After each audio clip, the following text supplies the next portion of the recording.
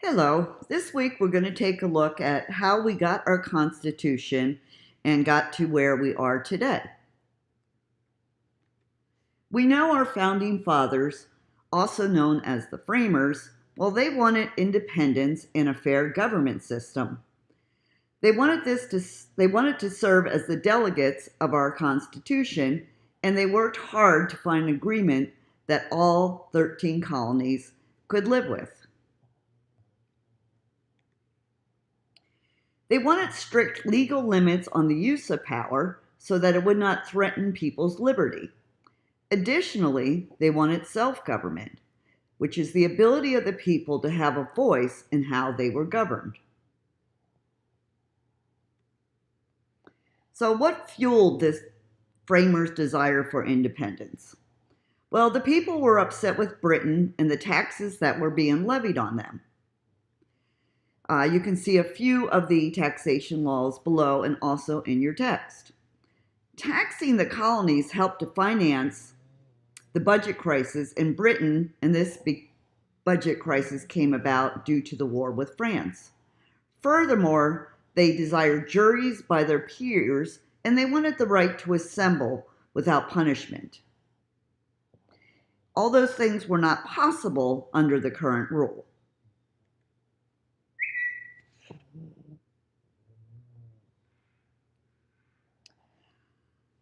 Our first Constitution, so a five-man committee, including Jefferson, Adams, Franklin, and Livingston, they drafted a formal statement to break with Great Britain. This became known as the Declaration of Independence. Following the Declaration, the first Constitution, or the Articles of Confederation, was drafted. Now, a constitution is the fundamental law that defines how a government will legitimately operate. It's the method for choosing our leaders, the institutions through which these leaders will work, the procedures they must follow in making policy, and the powers they can lawfully exercise. Well, our first Constitution, which was the Articles of Confederation in 1776, we know it had a substantially weak national government that was very subordinate to the states. This was because states were completely sovereign. They had the power to govern itself without interference from our national government. States maintained power to coin their own currency, build their own armies, and create treaties with foreign nations. Now, the problems with the Articles of Confederation, as you can see below, was it was weak due to the states having all the individual powers. Only states could levy taxes, and national government was underfunded and basically non-existent because there was not a chief executive.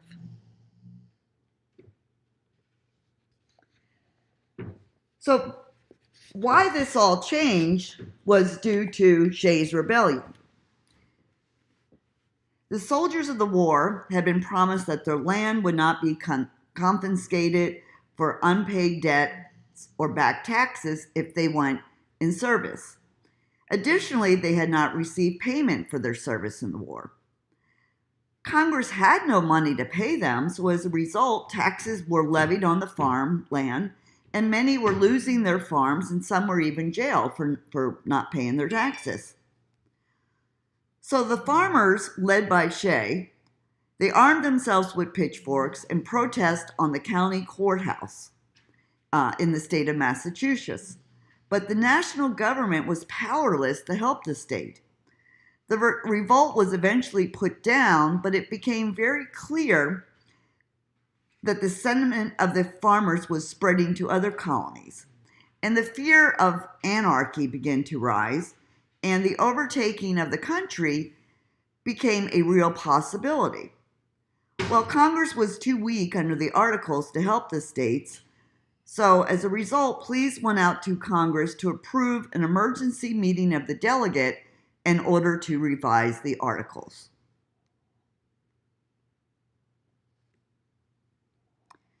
The Founding Fathers believed that the Articles did not need to be revised, they actually needed to be replaced, and the nation really needed to be one country and not 13 unorganized nations.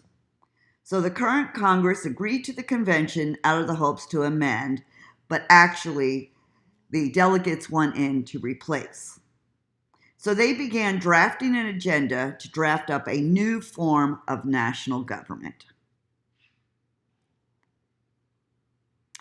There were several goals under the new draft, and those were to establish a government strong enough to meet the nation's needs. This was an objective sought through substantial grants of powers to the federal government in areas such as defense and commerce. They wanted to establish a government that would not threaten the existence of the separate states. It was an objective sought through federalism and through a Congress connected to the states through elections. They wanted to establish a government that would not threaten liberty. So they wanted checks and balances. And they wanted to establish a government based on popular consent. So this would be through direct and indirect elections of public officials. Well, of course, with anything, there are obstacles. And here are the two plans that were eventually come up with, the Virginia plan and the Jersey plan. Virginia plan had a two-house legislature, and representatives in both houses would be based on population. A state's representative in one house would be elected by the state's voters. And these representatives would then appoint representatives to the second house from among candidates chosen by the state's legislature. The New Jersey plan favored maintaining a one-house Congress with each state being equally represented.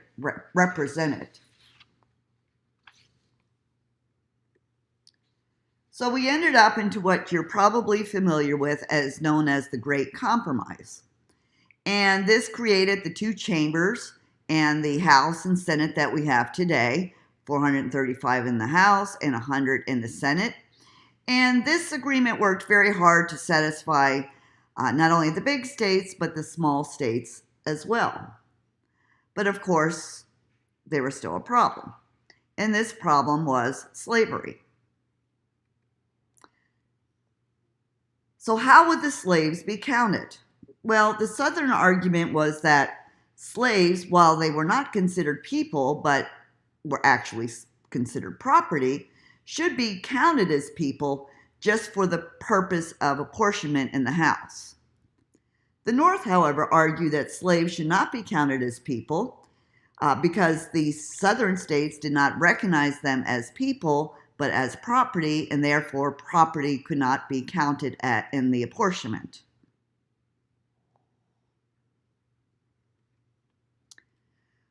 Well, the Southern states refused to even budge on this and said they would not approve the Constitution unless slavery was counted. It was a terrible compromise to make, but the Northern states really had no choice if they wanted a Constitution. So the agreement was that each slave would count less than a full person. This was the 3/5 compromise. And this gave the Southern states 45% of the House seats.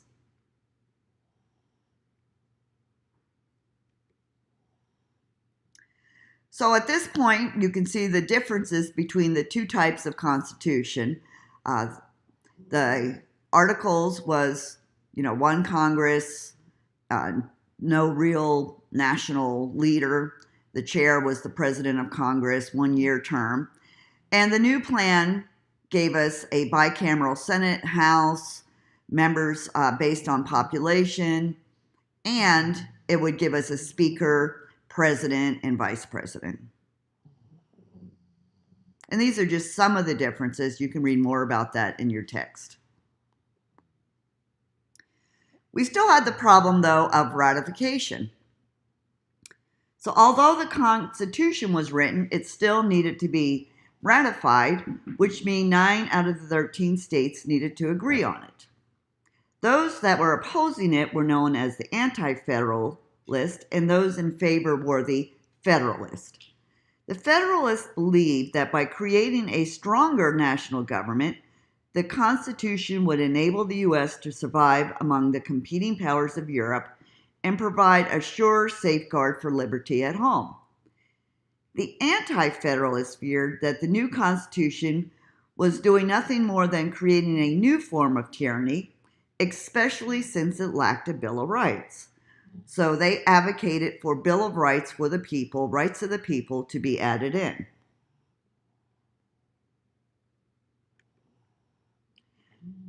So the new Congress would make passage of a Bill of Rights, and the Constitution was finally adopted on September the 17th by the Constitutional Convention in Philadelphia and ratified in 11 states. This gave us the Constitution, gave us rights and freedoms as citizens of the United States, and it is the highest law of the land because it belongs to the United States and it belongs to all Americans. And finally, it also provided us for our first president, George Washington.